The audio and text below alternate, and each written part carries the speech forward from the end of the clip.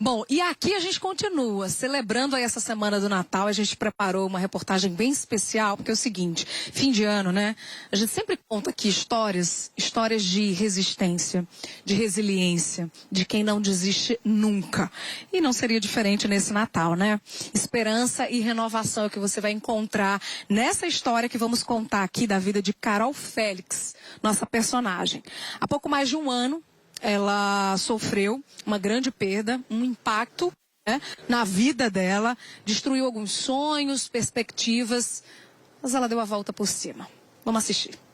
Se existe felicidade absoluta, essa família garante que experimentou. Os sorrisos fartos em cada registro não eram só poses para as câmeras. Eles representavam a realização de um casal apaixonado pela relação de amor construída de forma repentina e intensa. E desde a primeira vez que eu olhei para ele, eu já sentia que era alguma coisa diferente. Eu vi ele na faculdade a primeira vez. Quando eu vi, eu já fiquei olhando para ele várias vezes e voltei várias vezes para olhar para ele, só que eu não sabia nada dele e ele nada de mim. E quando foi um pouco mais tarde, ele achou meu Instagram com uma amiga minha. E a parte engraçada dessa história é porque na época eu tinha o cabelo bem vermelho. E Felipe era daltônico. Quando ele foi perguntar por mim, as minhas amigas do Instagram, ele perguntava só por uma menina no sinal no rosto. E as meninas faziam, é uma que tem um cabelo vermelho longo? Ele fazia, não, ela tem um cabelo castanho. E aí ninguém sabia quem era, porque eu tinha o cabelo vermelho, né? Mas aí, desde o começo, sempre foi tudo muito rápido. Com menos de uma semana, a gente já começou a namorar. Ele já me pediu em namoro. Com menos de 20 dias, a gente já foi morar junto e a gente já era muito, muito certo do que a gente queria. Quando tudo aconteceu, ela tinha 18 anos. Ele, 30. A cumplicidade dos dois era tão grande que logo se tornaram sócios e montaram um negócio juntos. Ele sempre me incluiu em tudo, né? Desde o começo, ele me levava ele tinha uma loja com o irmão dele, me levava. Ele queria que eu trabalhasse para a mãe dele. E aí eu comecei a influenciar ele a abrir um negócio sozinho. Ele perguntou se eu faria parte disso com ele. E como eu era mulher, eu conhecia mais desse ramo, né? Eu disse, vou abrir junto com você. E foi aí que a gente decidiu abrir a primeira loja junto. A gente vendia roupa moda praia lá na Orla Tambaú. Mas o que é a vida se não aprender a lidar com as dificuldades? Juntos, enfrentaram e venceram o primeiro grande obstáculo. Logo no começo, em outubro, a gente decidiu fazer o nosso primeiro grande investimento nessa loja e comprou um alto valor de mercadoria. E no dia que essa mercadoria chegou, a gente fechou a loja e esperou para no outro dia organizar as mercadorias na loja. E aí a gente já acordou pela manhã com a notícia que tudo tinha pegado fogo e que a gente perdeu tudo. Era uma feira que tinha algumas lojas de artesanato, moda praia. Pegou fogo em boa parte de lá, não sobrou mais nada e várias pessoas perderam a única fonte de renda que tinha. E em janeiro a gente já voltou com a loja pequenininha no começo, mas a gente foi se reerguendo com o tempo e conseguindo ir expandindo essa loja. Só que aí chegou um tempo que a gente estava se dando tão bem que não tinha mais para onde expandir. Aí a gente abriu a segunda loja, depois a terceira loja.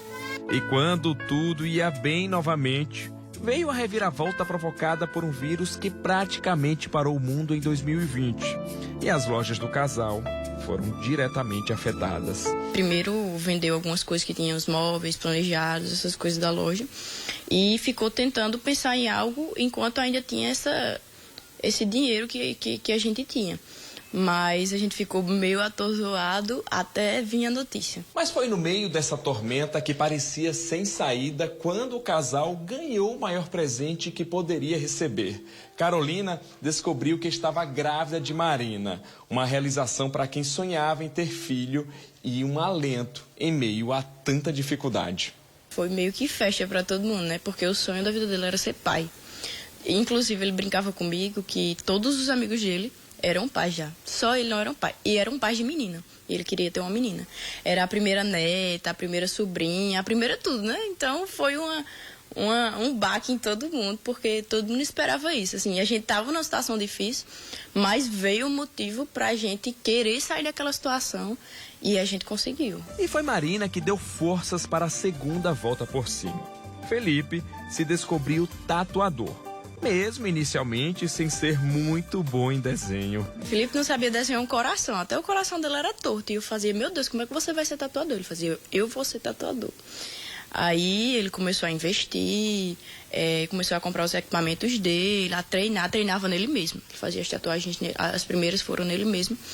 E aí apareceu inúmeras pessoas para fazerem tatuagem com ele. E aí ele foi começando aos poucos até montar um estúdio em casa, porque não podia abrir na pandemia. Então, o primeiro estúdio da gente foi em casa. A meteórica carreira de tatuador foi interrompida em 6 de novembro de 2021.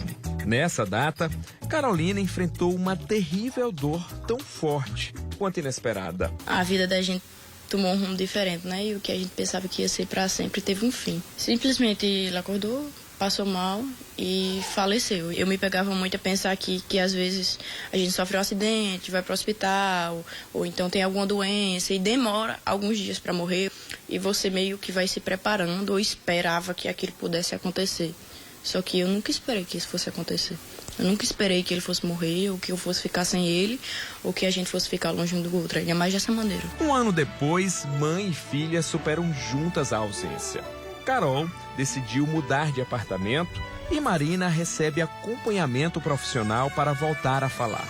São muitos os desafios diários e sempre os encara de cabeça erguida e com um sorriso. Ele me preparou muito para isso, né? E ele dizia, e se um dia eu não estiver mais aqui, quem é que vai dirigir para você? Aí ele foi, me influenciou e me deu a carteira de motorista. Depois me deu meu primeiro transporte.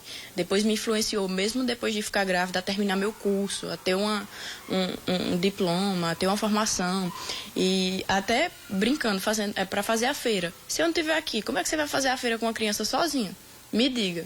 Diante de tudo o que aconteceu, ter a Marina foi o motivo que me fez seguir e realmente querer seguir, foi por ela. Eu sei que ele queria também que eu continuasse por ela, que eu não deixasse me abater, que eu não desistisse e que eu pudesse dar alguma coisa para nossa filha.